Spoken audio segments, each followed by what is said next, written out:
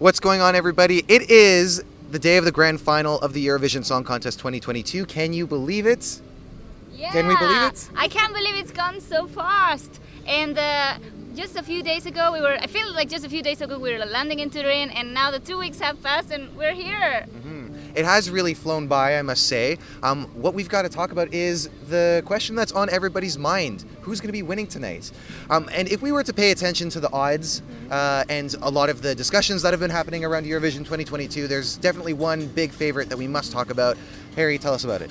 Yeah, I mean, of course, that's Ukraine. They're high above anyone else in the odds at the moment for various reasons. I think the song is good in itself to stand out. But obviously, there's the situation with the war sadly going on. It's really fascinating whether this will win. I personally think it will, simply because it will get really a high amount of televotes. So it's just a question of where will the juries put it and if it will be enough to stop its momentum for victory. Clara? Yeah, for me personally, I think it's a great song. I've supported it since it came out, when it came second and we had all of the withdrawal of the first contestant from Bitbir. But now I think it's maybe not. It's probably going to win if we look at the odds, but I would rather see it more on a top 3, because there's other songs that are fantastic and have amazing staging, incredible visuals, incredible vocals. So I don't know, it's really hard to predict this year. I'm on the fence between 4 countries that can do fantastically well. Certainly.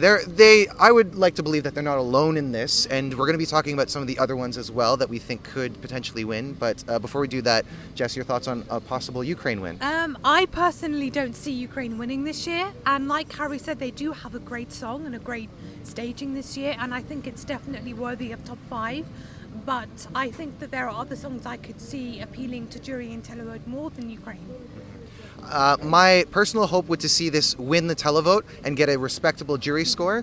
Something within the top 10 I think would be very ideal. Even, if we think about what Ukraine got last year, I think that would be, great to see this. I also would like to believe that we will have a different winner, even though I do truly love this song. When I went to the family show for semifinal 1, it was really, truly, like you could feel how much people were into it. So I definitely wouldn't be disappointed with the win, but I think that we might potentially be going, we'll definitely be going somewhere else next year, but I think that it will be another country in the end. Let's talk about some of those. What are you thinking? I think the UK has it this year. I think the UK has a phenomenal staging. Sam Ryder has phenomenal presence. He has an amazing vocal range, and I think for me he's the winner.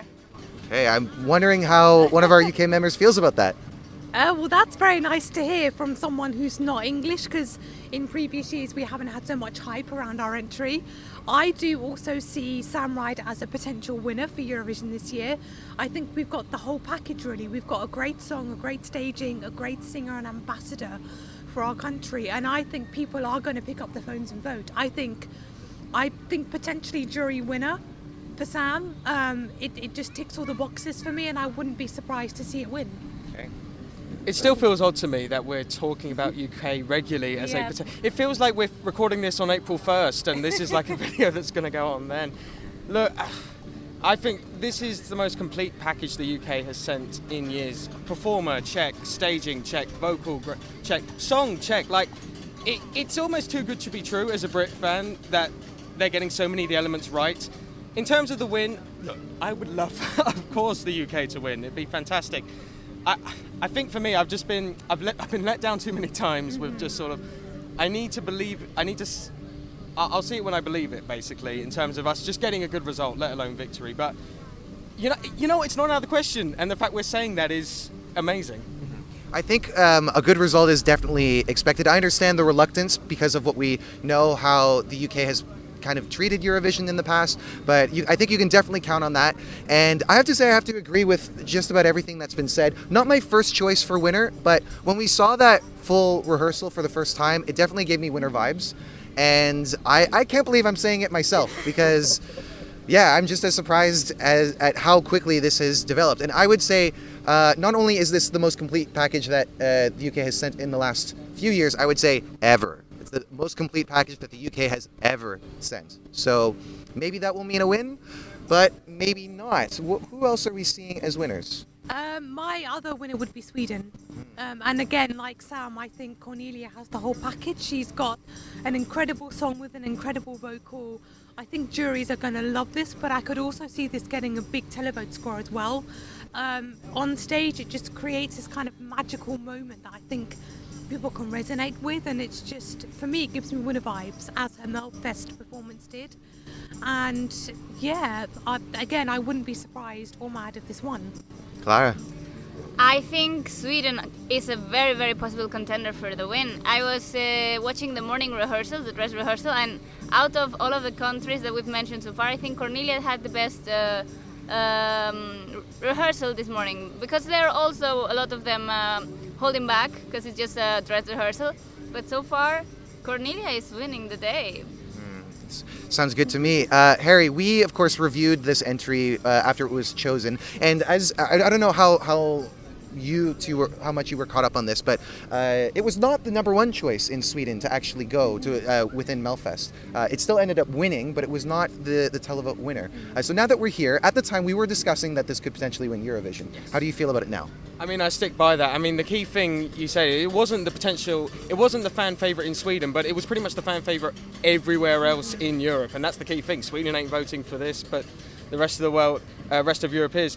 I find it weird about, I feel like people are talking about Sweden, but not as much as other countries. I think it's because if you look at the countries like the UK and another one we'll probably talk about, there's various countries that are really stepping up their game. So the fact that they're getting a lot of publicity compared to maybe Sweden, I still see this as a jury winner, because you look at Sweden with the jury. You look, Benjamin and Grosso got second, Robin Bensing I believe got third, John Lundvik got second.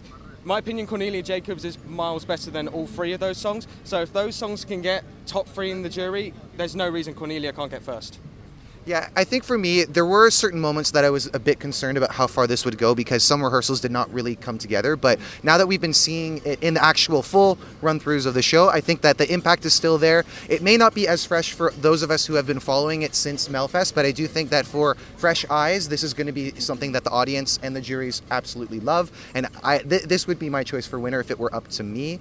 But there are others too, and I'm looking at you because Spain has definitely a chance to make it to the top one, and I could never see myself saying this and supporting this. What a fascinating year, right? Just for the contenders that we're thinking of. Like, if you would have told us this last year, like, It's you like wouldn't they have. flipped it in reverse. It's like they've just put the odds in the other way around.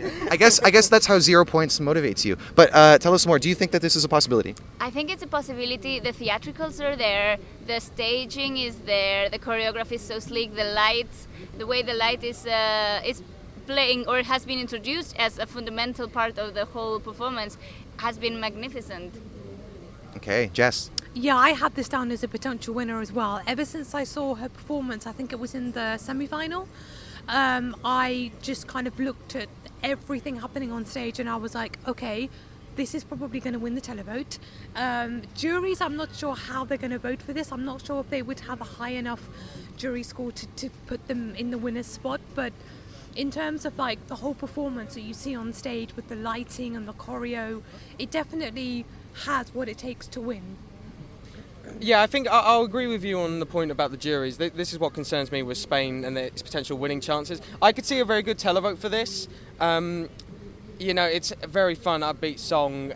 It's the ethical elements adds, you know, a bit of Spanish flavour, which I think would resonate with a more casual viewer. And yeah, it's a load of fun. It leaves a lot of impact. The running order does slightly concern me. As much as it's next to two ballads, it is next to two potential contender ballads in Italy and Netherlands, so it could get drowned out in that sort of middle section where there's like four really good songs.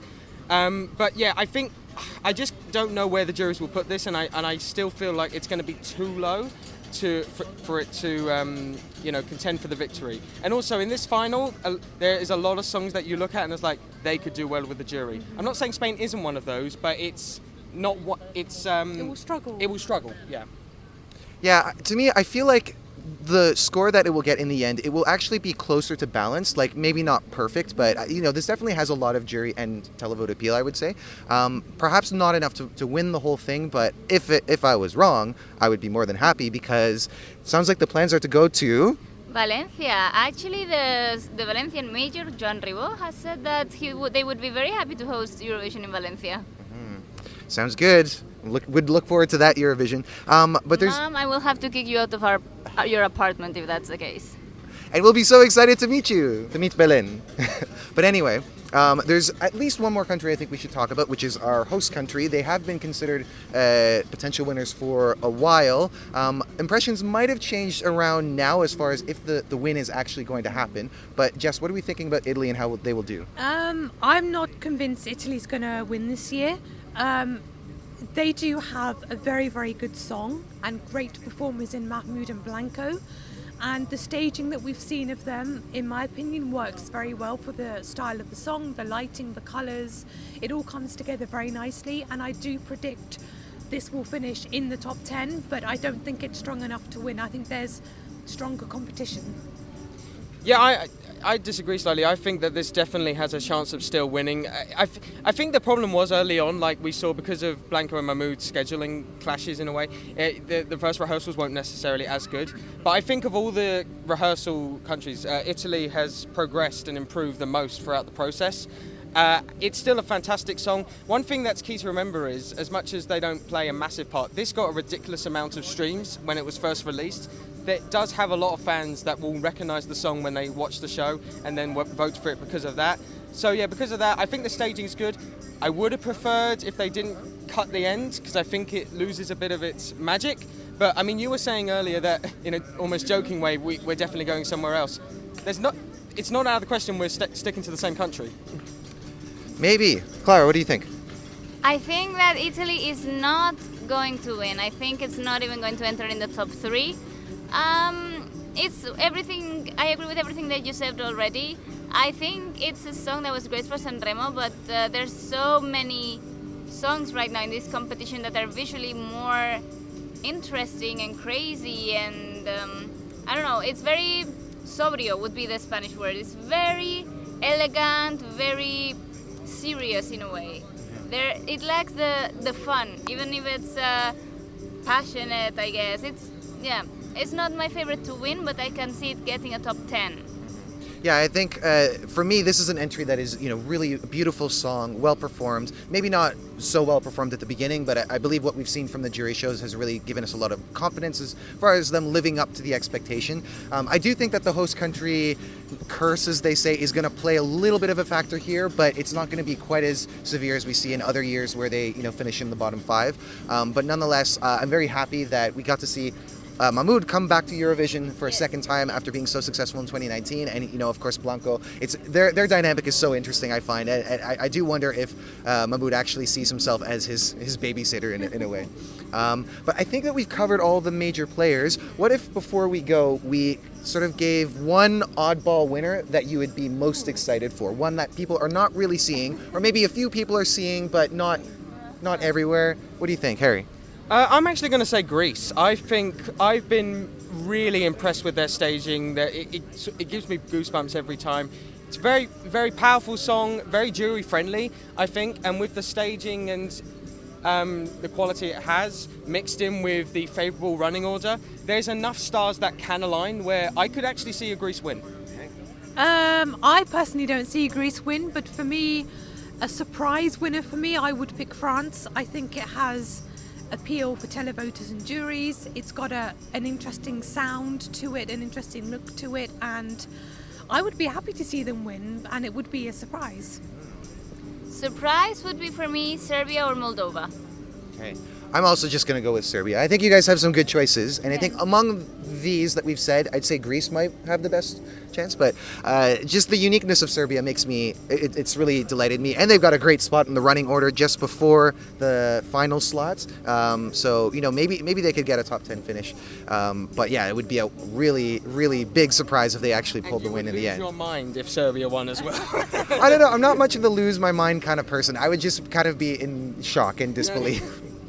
But anyway, I think we'll leave it there. Let us know what you think. Who do you think is going to be winning in the end? Let us know in the comments. And if you haven't done so already, please subscribe to Eurovox and join us for the live show tonight. We're going to be broadcasting live, and we'd love to know what you have to say while you're watching the show. And stick around because we're here all year. We cover Eurovision all the time, and we'd love to have you with us for that unfortunate post-Eurovision depression where we're all feeling a little bit nostalgic for the show that we just experienced. But once again, thank you so much, and we'll catch you on the next video. Take care. Bye.